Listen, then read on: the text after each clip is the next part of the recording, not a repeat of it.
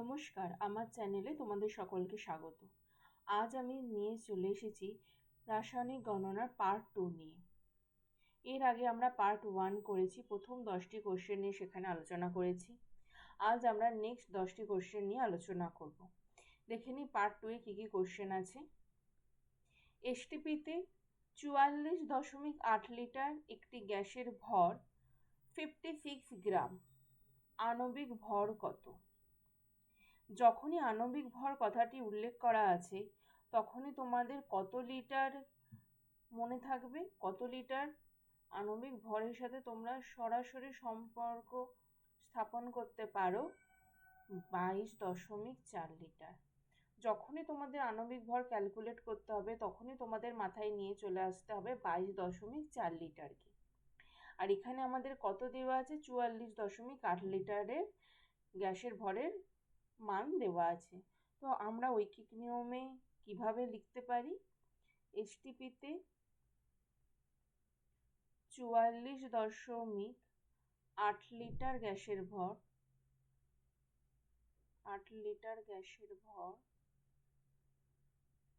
56 গ্রাম। আমরা প্রথমে 1 লিটারের গ্যাসের ভর ক্যালকুলেট করব।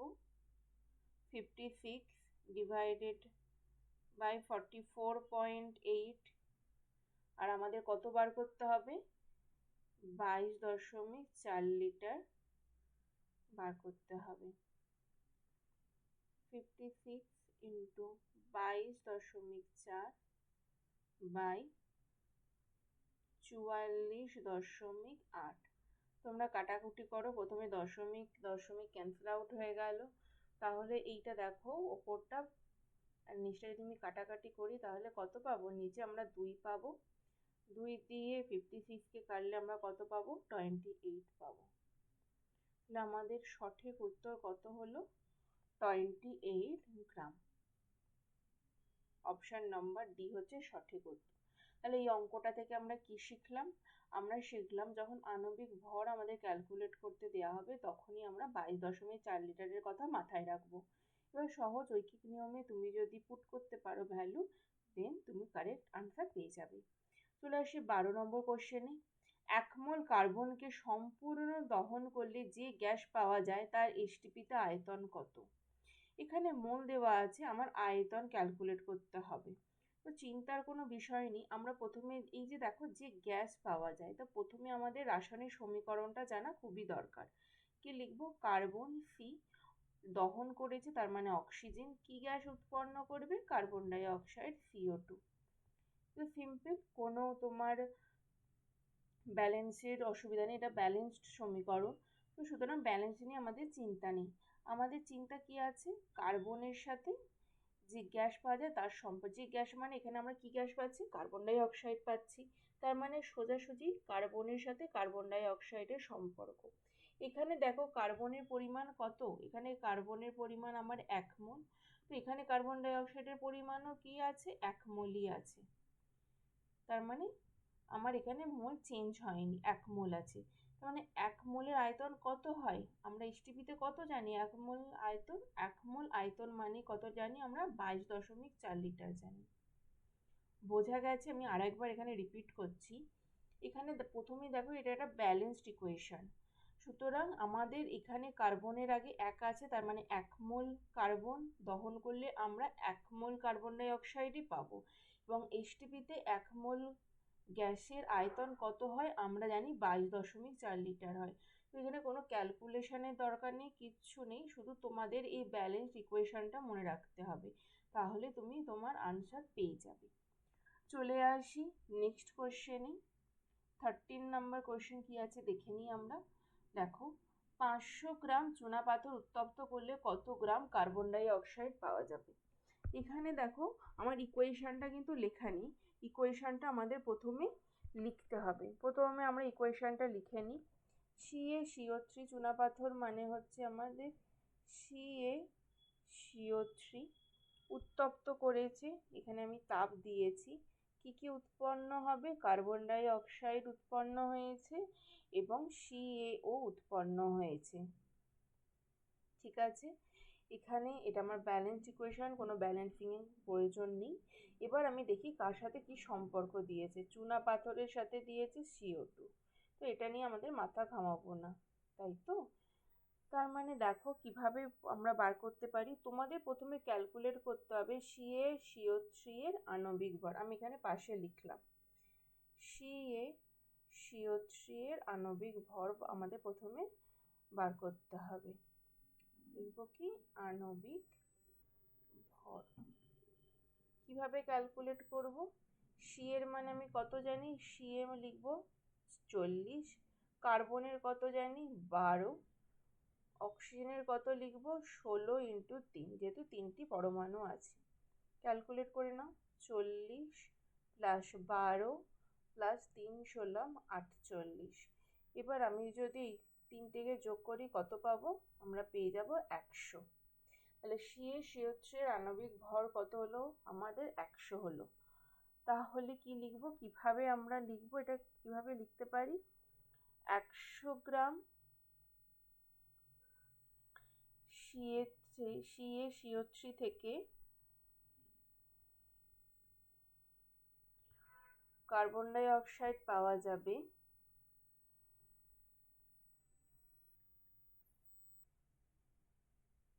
এটা আমি রিমুভ করছি। এটা আশা করি তোমরা সকলেই বুঝতে পেরেছো।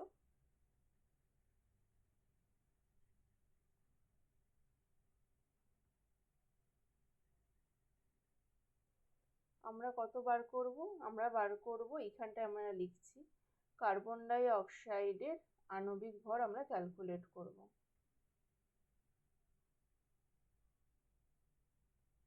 কিভাবে ক্যালকুলেট করব? সেম প্রসেসে, কার্বন 12, অক্সিজেনে কিভাবে লিখব 16 ইন্টু 2, তো 12 প্লাস 16 দুগুণে 32, এবং আমরা যদি যোগ করি কত পাবো? আমরা পাবো 44।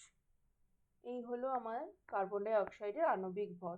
তাহলে 100 গ্রাম CO3 থেকে কার্বন ডাই অক্সাইড কত পাওয়া যাবে? 44 গ্রাম পাওয়া যাবে। কারেক্ট? এটাও দেখো CO3ও 1 মোল, কার্বন ডাই অক্সাইডও 1 মোল। তার মানে গ্রাম আণবিক ভর যদি ক্যালকুলেট করতে পারি, তো সেইভাবেই আমরা উইকিং নিয়মটা আমরা করব। তারপর চলে আসি 1 গ্রাম CO3 থেকে কত গ্রাম কার্বন ডাই অক্সাইড পাওয়া যাবে। কিভাবে আমরা লিখব? 44 ডিভাইডেড বাই 100। আমাদের কোশ্চেনে কত দেওয়া আছে? কোশ্চেনে দেওয়া আছে 500 গ্রাম। 44 ইন্টু 500 বাই 100। তো আমরা 0 0 কেটে দিলাম। কত হচ্ছে? 44 ইন্টু 5, 44 ইন্টু 5। আমরা যদি গুণ করি কত পাবো? 220। Option number D. বোঝা গেছে? আমি আরেকবার এখানে রিপিট করছি। প্রথমে আমরা CO3 এর আণবিক ভর বার করলাম, তারপর কার্বন ডাই অক্সাইডের আণবিক ভর বার করলাম, তারপর আমরা ঐকিক নিয়মে সাজিয়ে দিলাম, এবং তোমার যেহেতু এখানে 500 গ্রাম বলা হয়েছে, তাই জন্য 500 গ্রাম পুট করে আমরা ভ্যালুটা ক্যালকুলেট করলাম। ভীষণ সোজা অঙ্ক, তোমরা এইভাবে প্র্যাকটিস করলে নিশ্চয়ই পারবে। চলে আসি 14 নাম্বার কোশ্চেনে। কার্বনযুক্ত কোনো গ্যাসীয় পদার্থের বাষ্প ঘনত্ব 13 হলে আণবিক সংকেত কত? এই অঙ্কটা বা এই কোশ্চেনটা ভীষণ ইম্পর্টেন্ট একটা কোশ্চেন। আমরা সাধারণত বাষ্প ঘনত্ব দেওয়া থাকলে আণবিক ওজন বা আণবিক ভর ক্যালকুলেট করার অঙ্ক করে থাকি, কিন্তু এখানে দেখো বাষ্প ঘনত্ব দেওয়া আছে, আণবিক সংকেত আমাকে লিখতে বলেছে। তার মানে যেহেতু আমার বাষ্প ঘনত্ব দেওয়া আছে, এখানে আমি শর্টে লিখছি, বাষ্প ঘনত্বকে আমি ডি দিয়ে ইন্ডিকেট করলাম। বাষ্প ঘনত্ব যদি 13 হয়, তাহলে আমাদের আণবিক ভর কত হয়? এখানে আণবিক ভরকে আমি এম দিয়ে লিখলাম। 2 ইন্টু 13 হবে, ক্যালকুলেট করো কত পাবে? 26 পাবো। আণবিক ভর আমরা কত পাবো? এখানে 26 গ্রাম পাবো, তাই তো? যদি আমাদের বাষ্প ঘনত্ব দেওয়া থাকে, তাহলে আমরা এখান থেকে আণবিক ভরের মানটা পাবো, কিন্তু এখানে আণবিক সংকেত দেওয়া আছে। যেহেতু তোমাদের সংকেত দেওয়া আছে, তার মানে প্রত্যেকটা সংকেত আমি ক্যালকুলেট করে দেখবো যে তার কত আণবিক ভর হয়। তো প্রথমে নিয়ে নাও option number A, CH4। CH4 কার্বনের 12, হাইড্রোজেনের 1, 4টে পরমাণু আছে ইন্টু 4। তাহলে এখানে আমি কত পাবো? 12 আর 4-এ 16। হলো না? অপশন নাম্বার বি এর দিকে আমরা চলে গেলাম। C2 দেওয়া আছে, মানে 12 into 2 plus H2, 1 into 2। Calculate করো, 12 দুগুণে 24 প্লাস 2, 26। তো আমার আনসার আমি পেয়ে গেছি অপশন নাম্বার বি। তবু আমি অপশন নাম্বার সি এবং ডি ক্যালকুলেট করে তোমাদেরকে দেখিয়ে দিয়েছি এর আণবিক ভর কত হবে। দেখো, তুমি যদি আণবিক ভর কথাটি লেখো বা তার মানে তখন তোমার গ্রাম লেখার কোনো প্রয়োজন নেই। তুমি যদি গ্রাম আণবিক কথাটি লেখো তখন তোমাকে কিন্তু গ্রাম কথাটি লিখতে হবে। তাই আমি এখানে যেহেতু আণবিক ভর তোমাদেরকে আমি বলছি, তাই আমি এখানে গ্রাম কথাটি সরিয়ে নিলাম। চলে আসি অপশন নাম্বার সিতে, C6H6। C6 কার্বনের কত আছে? কার্বন মানে আমি জানি 12 into 6 plus hydrogen 1 into 6, 6 বারাম 72 plus 6, এখান থেকে কত পেয়ে গেলাম? 78। আর কার্বন ডাই অক্সাইডের আমি এইখানেই ক্যালকুলেট করেছি কত হয়, 44। তো এর মধ্যে সঠিক উত্তর হলো অপশন নাম্বার বি, অর্থাৎ C2H2। আশা করি তোমরা অঙ্কটা বুঝতে পেরেছো। ভীষণ ইম্পর্টেন্ট একটা কোশ্চেন। চলে আসি কোশ্চেন নাম্বার 15-এ। এসটিপিতে 5.6 লিটার একটি কার্বন ডাই অক্সাইডের গ্যাসের ভর কত? কিভাবে আমরা করতে পারি? এসটিপিতে যখন দেওয়া আছে তার মানে আমাদের প্রথমে কত লিটারের কথা মাথায় আসবে? প্রথমেই আমাদের মাথায় আসবে 22.4 লিটারের কথা। তো আমি কিভাবে লিখব? এসটিপিতে 22.4 লিটার কার্বন ডাই অক্সাইডের আয়তন, সরি এখানে ভর হবে, যেহেতু আমরা ভর ক্যালকুলেট করছি। কত? আমি আগের পেজেই তোমাদেরকে ক্যালকুলেশন দেখিয়েছি, 44 গ্রাম। আমাদের 1 লিটার কার্বন ডাই অক্সাইডের ভর ক্যালকুলেট করতে হবে, 44 বাই 22.4। আর কোশ্চেনে আমাদের কত জানতে চেয়েছে? 5.6 জানতে চেয়েছে। তো 5.6 লিটার কার্বন ডাই অক্সাইডের ভর কত হবে? 44 ইন্টু 5.6 বাই 22.4। তো প্রথমে আমরা পয়েন্টটা দেখব, যে পয়েন্টটা আমার উঠে গেল, দশমিক উঠে গেল। তো এবার কিভাবে কাটাকাটি করব? এবার দেখো, আমরা যদি 56 আর 22.4 যদি কাটাকাটি করি তাহলে আমরা কত পাবো? এখানে নিচে কত পাবো? 4 পাবো।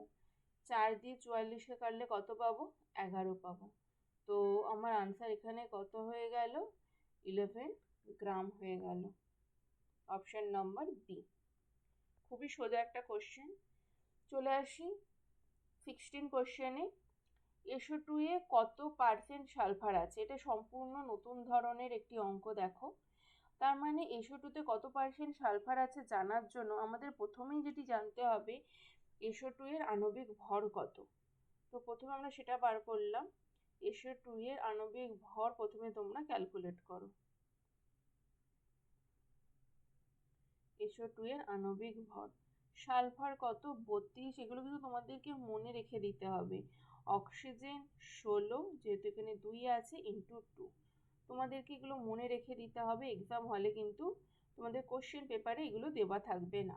16 দুগুণে 32, 32 প্লাস 32 যদি আমরা যোগ করি তাহলে কত পাবো? 64 পাবো। এবার সালফারের পরিমাণ আমাদেরকে জানতে চেয়েছে। তো কিভাবে লিখবো? যেহেতু পার্সেন্টেজ লেখা আছে তো সেখানে আমরা লাস্টে 100-তে কত এইভাবে আমাদেরকে লিখতে হবে, তাই তো? তো প্রথমে লিখবো কত? 64 গ্রাম। SO2-তে সালফার আছে কত?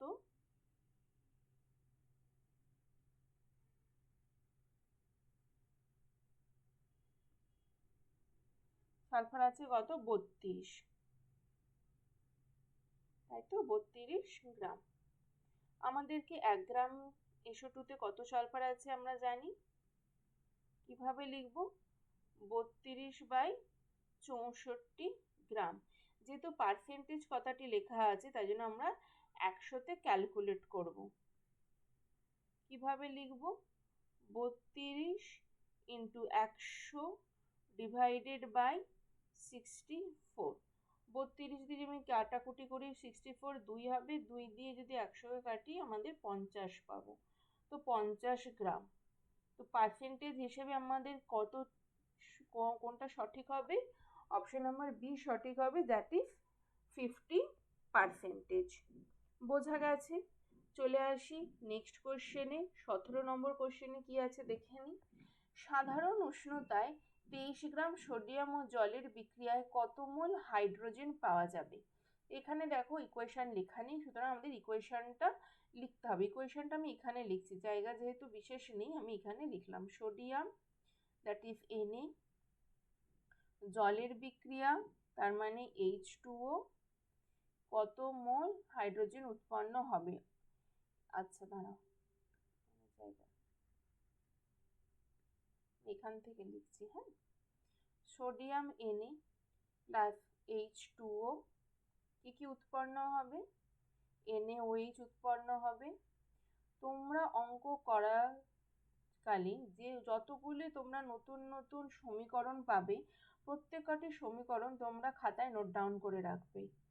যে কটি নতুন সমীকরণ তোমরা পাবে যেগুলো খাতায় নোট ডাউন করে নেবে, প্রতিদিন একবার করে রিভাইজ করলে ইকুয়েশন রিলেটেড কোনো প্রবলেম তোমাদের হবে না।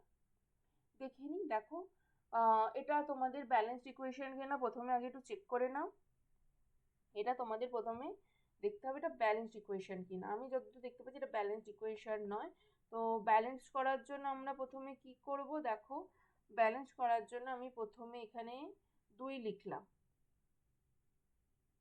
এটাকে লক্ষ্য করে আমি এখানে 2 লিখলাম। অক্সিজেনকে ম্যাচ করানোর জন্য এখানে 2NaOH লিখলাম এবং সোডিয়ামকে ম্যাচ করানোর জন্য এখানে আমি 2Na লিখলাম। এই আমার হয়ে গেল ব্যালেন্সড ইকুয়েশন। এবার তুমি খুব ভালো করে লক্ষ্য করো, এই ফর্মুলা যে আমাদের কোশ্চেনটা দেওয়া আছে এই সমীকরণ অনুযায়ী কিন্তু আমাদেরকে করতে হবে, কারণ ব্যালেন্স করাটা খুব ইম্পর্টেন্ট। তো সোডিয়ামের 1 মোল সোডিয়াম মানে কত? 1 মোল সোডিয়াম মানে হচ্ছে আমাদের 23 গ্রাম। তো এখানে কত আছে? এখানে 2 ইন্টু 23 হবে, যেহেতু 46 করতে হবে, তাই তো? দেখো এখানে কত মোল আছে? এখানে আমার 2 মোল আছে। আর এখানে কত মোল হাইড্রোজেন উৎপন্ন হয়েছে? 1 মোল হাইড্রোজেন উৎপন্ন হয়েছে। তাহলে 2 মোল সোডিয়াম থেকে 1 মোল হাইড্রোজেন পাওয়া যাচ্ছে। বোঝা গেছে? বোঝাতে পেরেছি? তো কিভাবে আমরা এখানটা এটা লিখবো দেখো। প্রথমে আমি দেখে নেব 2 মোল সোডিয়াম মানে কত। 2 মোল সোডিয়াম মানে হচ্ছে আমাদের 2 ইন্টু 23, সোডিয়াম হচ্ছে 23, তো 46 গ্রাম। তো কিভাবে লিখবো এবার? 46 গ্রাম সোডিয়াম থেকে হাইড্রোজেন পাওয়া যাবে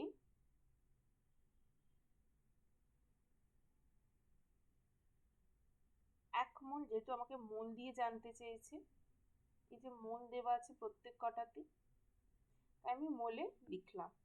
1 গ্রাম সোডিয়াম থেকে হাইড্রোজেন কত পাওয়া যাবে?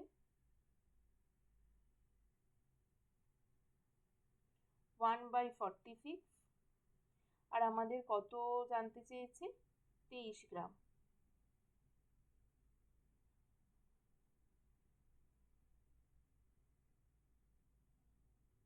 কিভাবে ক্যালকুলেট করব? 1 ইন্টু 23 ডিভাইডেড বাই 46, কাটাকাটি করো, 23 দুগুণে 46 অর্থাৎ 1/2 মোল। আমাদের সঠিক উত্তর কত হবে? 0.5 মোল। খুব সহজ অঙ্ক, কিন্তু তোমাদের আগে ইকুয়েশনকে ব্যালেন্সড করতে হবে এবং তোমাদের দেখতে হবে আমার ফাইনাল আনসারটা গ্রামে চেয়েছে না মোলে চেয়েছে। এখানে দেখো গ্রাম দেয়া আছে, সুতরাং আমাদের বাঁ দিকে গ্রাম লিখেছি এবং আনসারটা যেহেতু আমাদের মোলে জানতে হবে, তো আমাদের ডান দিকে মোল সংখ্যাটা লিখেছি।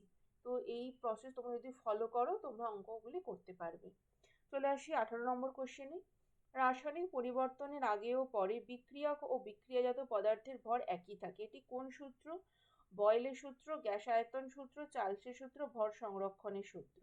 দেখো ভর একই থাকে, তো এইটা থেকে একটা ক্লু পেয়ে গেলাম, এটি হচ্ছে ভর সংরক্ষণের সূত্র। চলে আসি নেক্সট কোশ্চেনে। এসটিপিতে 1 লিটার গ্যাসে উপস্থিত অনুসংখ্যার মান কত? এটা তোমাদের মনে রাখতে হবে 2.69 ইন্টু 10⁻22, এটি হচ্ছে সংখ্যা। নেক্সট লাস্ট কোশ্চেনটা দেখে নি কি আছে। চাপ ও উষ্ণতার একই অবস্থায় যে একটা ইকুয়েশন দেওয়া আছে, এই বিক্রিয়া অনুসারে 150 ml স্টিম তৈরি করতে কত আয়তন N2O লাগবে? অর্থাৎ 150 মিলিলিটার স্টিম তৈরি করতে কত আয়তনের N2O লাগবে। বেস্ট পার্ট হচ্ছে চাপ ও উষ্ণতার একই অবস্থায়, সুতরাং এটা আমার ব্যালেন্সড ইকুয়েশন, এখানে আমি কিছু কারুকার্য করব না। দেখো স্টিম মানে আমাদের H2O কথা বলা হয়েছে, N2O লাগবে হচ্ছে আমাদের 4, দেখো এটা 4 মোল। H2O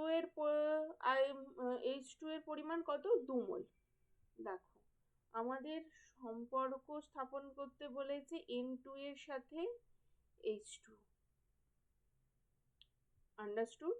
এইবার দেখো N2 এর মোল সংখ্যা কত? N2 এর মোল সংখ্যা 4, H2 এর মোল সংখ্যা হচ্ছে আমার 2। মোল সংখ্যার রেশিও যা, সেটাই হবে আমাদের আয়তনের রেশিও। মোল সংখ্যার রেশিও আমি কত বার করছি? 2:1 হবে, এটি হচ্ছে আমার মোল সংখ্যার রেশিও। তার মানে আমি কত লিখবো? 2 আয়তন N2O তৈরি হবে কত? 1 আয়তন স্টিম থেকে। দেখো আমি আবার বলছি, ভালো করে শোনো, 1 আয়তন স্টিম তৈরি হচ্ছে 2 আয়তন N2O থেকে, তাই তো? দেখো আমি যদি রেশিও লিখি N2O:H2, কত লিখবো? 2:1। ভালো করে বোঝো, 2 আয়তন N2O থেকে আমার 1 আয়তন স্টিম তৈরি হচ্ছে। এখানে এবার দেখো 150 ml স্টিম বলা হয়েছে, তো 150 ml যদি স্টিম তৈরি হয় তার মানে আমাদের কত N2O লাগবে? 150 ইন্টু 2,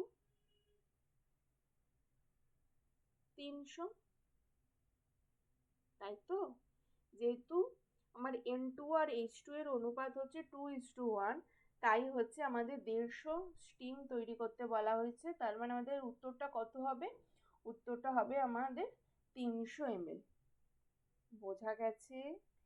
তোমরা যদি ঐকিক নিয়মে করতে চাও কিভাবে লিখবে দেখো, এটা তোমাদের আমি বুঝালাম। দেখো আমরা কিভাবে ঐকিক নিয়মে লিখতে পারি।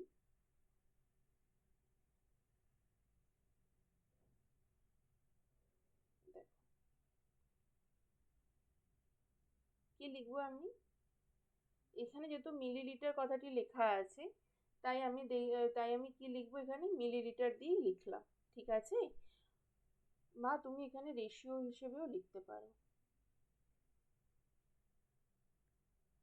আমি কি লিখবো? ধরো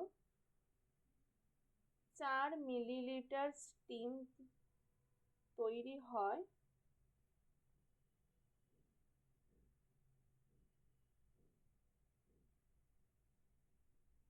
সরি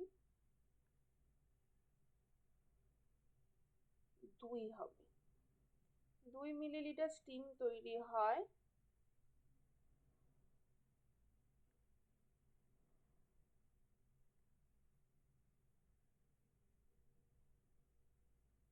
2 মিলিলিটার স্টিম তৈরি করতে N2O লাগে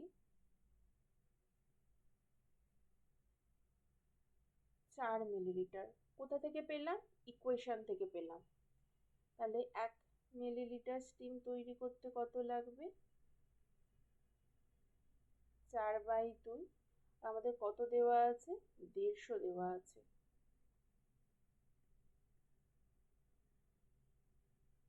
4/2 ইন্টু 150, বোঝা গেছে? তো আমি কত পেলাম? 300। ওপরের লাইনটা কোথা থেকে পেলাম? সমীকরণ থেকে পেলাম। আমি এখানে লিখলাম সমীকরণ থেকে পাই।